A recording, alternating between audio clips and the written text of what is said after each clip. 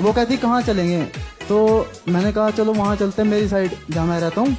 কলিযুগ কতটা ধ্বংসের দিকে এগিয়ে গেলে যে মানুষ ওপেনলি এই ধরনের কথাবার্তা ন্যাশনাল টেলিভিশনে বলতে পারে, লিটারালি ভাবা যায় না, লিটারালি ভাবা যায় না। আর যে পার্সনটার শোতে এসে বলছে, Punit More, he is the stand up comedian, big বসেরও কন্টেস্টেন্ট ছিল, তো that means is a respectable person. But এইরকম নোংরা জোকে, এইরকম নোংরা কথাতে ওপেনলি হাসছে, দাঁত কেলাচ্ছে বসে, তো ওই পার্সনটার প্রতি আর কোনো রেসপেক্ট থাকে কি?